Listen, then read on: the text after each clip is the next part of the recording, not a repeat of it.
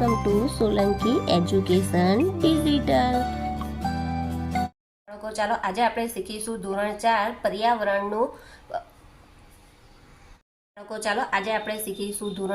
પર્યાવરણનું પ્રશ્નપત્ર. સમય છે 3 કલાક, કુલ ગુણ છે 80. પ્રશ્ન 1. નીચે આપેલા દરેક પ્રશ્નના ઉત્તર માટે આપેલા વિકલ્પોમાંથી સાચો વિકલ્પ શોધીને લખો, ગમે તે 10. કુલ માર્ક્સ છે 10. પહેલું, આપણે માટલામાંથી પાણી શાના વડે લેવું જોઈએ? તો ડોયા વડે. ઉત્તરાયણ શાનો તહેવાર છે? પતંગનો. દિવ્યા અને સ્વસ્તિક ક્યાં રહીને ભણતા હતા? છાત્રાલયમાં. મીના કાકીએ કુલ્ફીવાળાની ભૂલ હોવા છતાં પૂરા પૈસા ચૂકવ્યા. આ બાબતે બાળકો મીના કાકી પાસેથી કયો ગુણ શીખ્યા? ઈમાનદારીનો. મોક્ષા અને નિર્મલનું ઘર કયા તારની આંટીઓથી ભરેલું છે? રેશમી. અબુધાબીમાં કઈ જીવન જરૂરી વસ્તુની અછત છે? પાણી.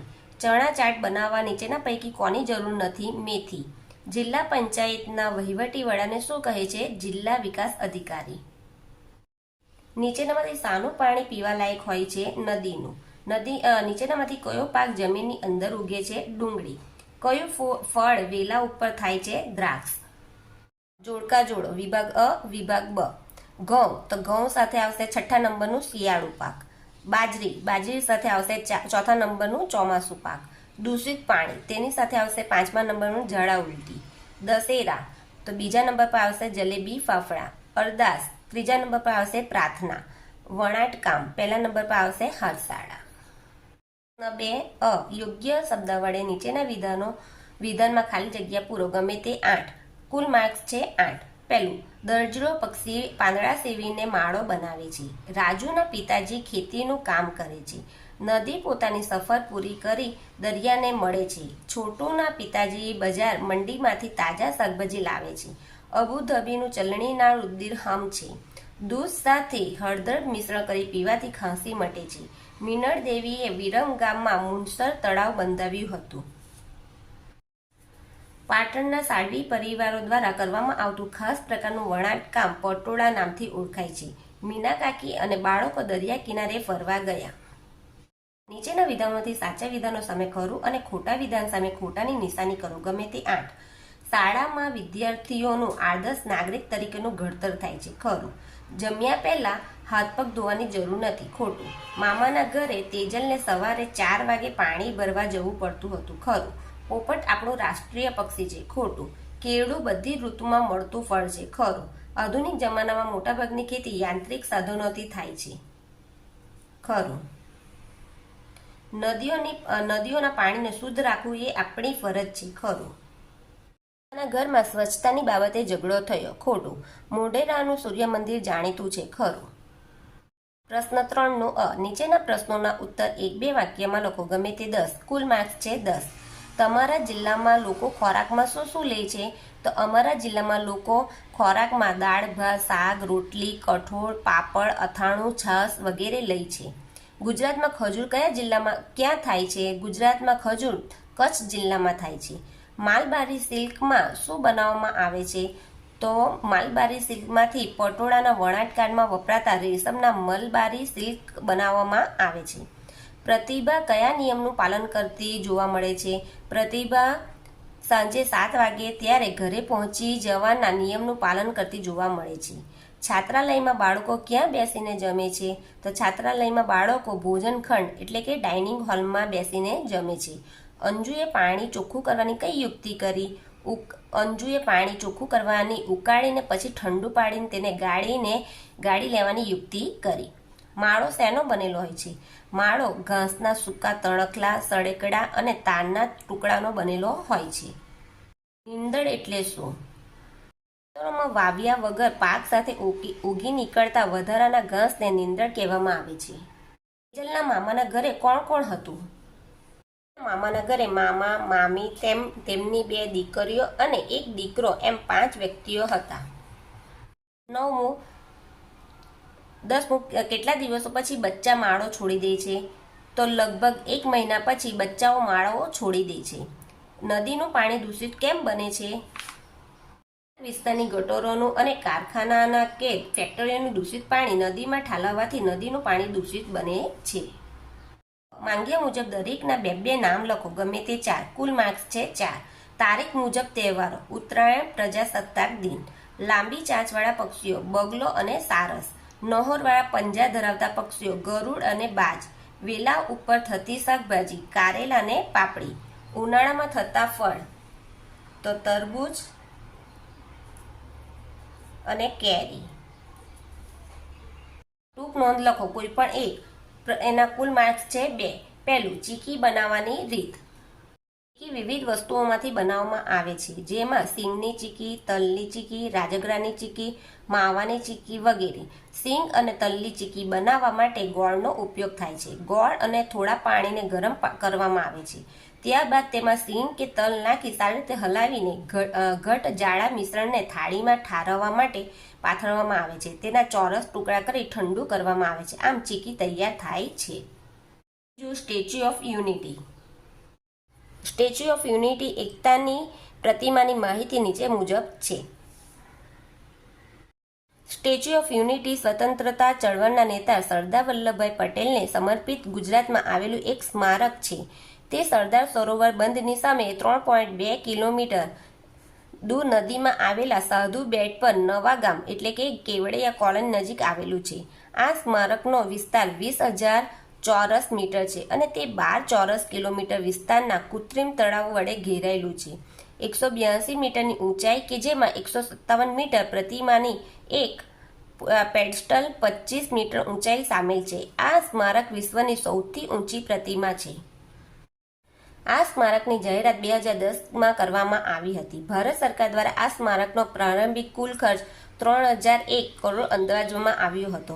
ઓક્ટોબર 2014માં લાર્સન એન્ડ ટ્રુબોએ બાંધકામ, રચના અને જાળવણી માટે સૌથી નીચી રકમનું ટેન્ડર ભર્યું હતું અને તેમનો કરાર મંજૂર થયો હતો, જે ₹2,989 કરોડ હતો. સ્મારકની મૂર્તિની ડિઝાઇન રામ વી સુથાર દ્વારા કરવામાં આવી હતી.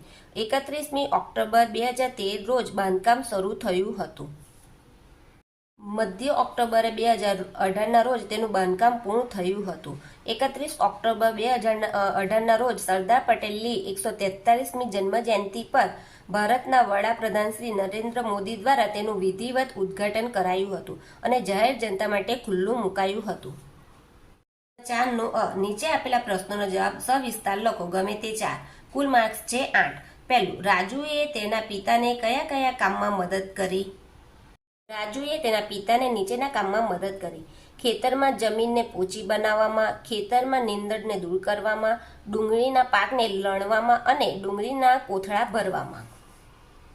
બીજું, પૂર આવે ત્યારે શું થાય? આવે ત્યારે નદીનું પાણી તેમના કિનારાથી બહાર જઈને ખેતર, ગામ, શહેરોમાં ફેલાઈ જાય છે, જેનાથી પાક, ઘરો, જાનમાલને ખૂબ જ નુકસાન થાય છે. જાહેર માર્ગો પર પાણી ફરી વળવાથી વાહન વ્યવહાર ખોરવાઈ જાય છે.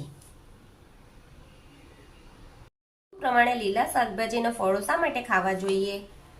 શાકભાજીના ફળોમાંથી આપણને વિવિધ પ્રકારના વિટામિન, ખનિજ ક્ષાર, પોષક તત્વો મળી રહે છે. આનાથી આપણને રોગો સામે લડવાની તાકાત મળે છે. તેથી ઋતુ પ્રમાણે લીલા શાકભાજી અને ફળો ખાવા જોઈએ.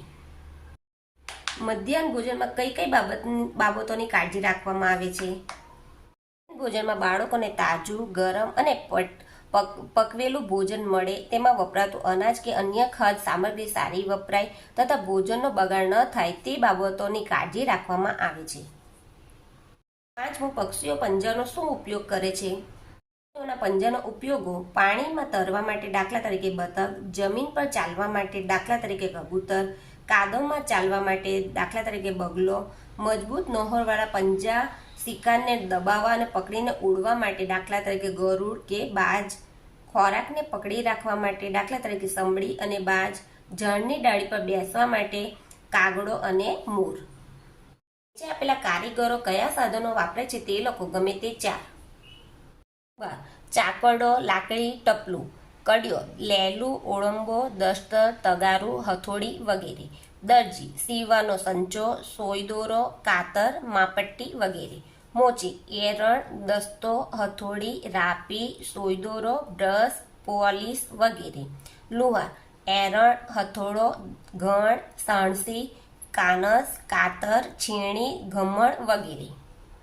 શાકભાજી અને ફળો આપ્યા છે તેમાંથી જલ્દી બગડી જાય છે અને કયા થોડા દિવસો માટે સુધી સારા રહે છે તે વર્ગીકરણ કરો.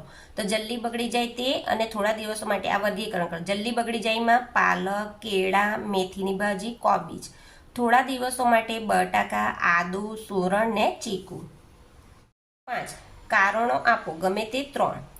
પહેલું, ગામમાં કે શહેરમાં તળાવ કે નદીનું પાણી ચોખ્ખું રહેતું નથી. ગામડામાં કે શહેરમાં લોકો તળાવ કે નદી કિનારે કપડાં ધુએ છે, વાસણ માંજે છે, ઢોરો નવડાવે છે, મળમૂત્ર કરે છે અને કચરો ઠાલવે છે. આથી ગામડામાં કે શહેરમાં તળાવ કે નદીનું પાણી ચોખ્ખું રહેતું નથી. ફાટી નીકળે ત્યારે ઉકાળીને પાણી પીવું જોઈએ. રોગચાળો ફાટી નીકળ્યો હોય ત્યારે પાણીમાં રોગના જંતુઓ હોય છે. પાણીને ઉકાળવાથી તેમાં રહેલા રોગના જંતુઓ નાશ પામે છે. આવું પાણી ગાળીને પીવાથી રોગ થવાનો સંભવ રહેતો નથી. તેથી રોગચાળો ફાટી નીકળે ત્યારે પાણી ઉકાળીને પીવું જોઈએ. જાજરૂ, મૂતરડી વગેરેમાં જંતુનાશક દવાઓ છાંટવી જોઈએ. જંતુનાશક દવાઓ છાંટવાથી રોગના જંતુઓ મરી જાય છે. આથી જાજરૂ અને મૂતરડી જંતુમુક્ત થાય છે. તેથી જાજરૂ, મૂતરડી વગેરેમાં જંતુનાશક દવાઓ છાંટવી જોઈએ. રણ પ્રદેશમાં પાણી કરતાં પેટ્રોલ સસ્તું છે. પ્રદેશમાં વરસાદ ખૂબ જ ઓછો પડે છે, પરંતુ રેતીની નીચે જમીનમાં ઘણું બધું તેલ મળે છે. તેથી આ દેશોમાં પેટ્રોલ સરળતાથી મળી રહે છે, પરંતુ પાણી જોઈએ તે પ્રમાણમાં મળતું નથી. તેથી રણ પ્રદેશમાં પાણી કરતાં પેટ્રોલ સસ્તું છે. નદીનું પાણી ખારું હોતું નથી, પરંતુ દરિયાનું પાણી ખારું હોય છે. નદી જેમ આગળ જાય છે તેમ તેના પાણીમાં જમીનના ક્ષારો ઓગળતા જાય છે. આ ક્ષારવાળું પાણી છેવટે દરિયામાં ઠલવાય છે. ઉનાળાના દિવસોમાં મોટા પ્રમાણમાં દરિયાના પાણીની વરાળ બને છે, ત્યારે ક્ષારો દરિયામાં જ રહી જાય છે. આવું વર્ષો સુધી બનતા દરિયાના પાણીમાં ક્ષારો વધી જતા તેનું પાણી ખારું બને છે. મસાલાનો ઉપયોગ લખો, ગમે તે 4. કુલ માર્ક્સ છે 4. પહેલું, અજમો. પેટના દુખાવા માટે ચપટી મીઠા સાથે લેવાથી રાહત થાય છે. બીજું, હિંગ. પેટમાં થતા ગેસ કે આફરા માટે હિંગને પાણીમાં પલાળી તેની પેસ્ટ નાભીના ભાગે ભરવાથી રાહત થાય છે. ઇલાયચી. જમ્યા પછી મોઢામાંથી આવતી દુર્ગંધને દૂર કરવા ઇલાયચી ઉપયોગી છે. શરીરના વાળ સાંધાનો દર્દો માટે રાત્રે મેથીને પાણી સાથે લેવાથી રાહત થાય છે. શરદી, ઉધરસ, કફ દૂર કરવા માટે ગરમ પાણી કે દૂધ સાથે લેવામાં આવે છે. ગુજરાતના જિલ્લાઓ અને મુખ્ય મથકોની યાદી બનાવો, ગમે તે 6. કુલ માર્ક્સ છે 6. તો જિલ્લાઓ અને મુખ્ય મથકો, તો જિલ્લાઓમાં અમદાવાદ, તેનું મુખ્ય મથક પણ શું આવશે? અમદાવાદ. અરવલ્લી, તો અરવલ્લીનું મુખ્ય મથક આવશે મોડાસા. કચ્છનું મુખ્ય મથક આવશે ભુજ.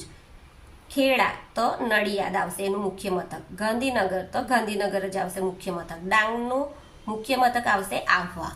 જો તમને આ વિડીયો ગમે તો મારા વિડીયોને લાઈક કરજો, શેર કરજો, સબસ્ક્રાઈબ કરજો. Thank you.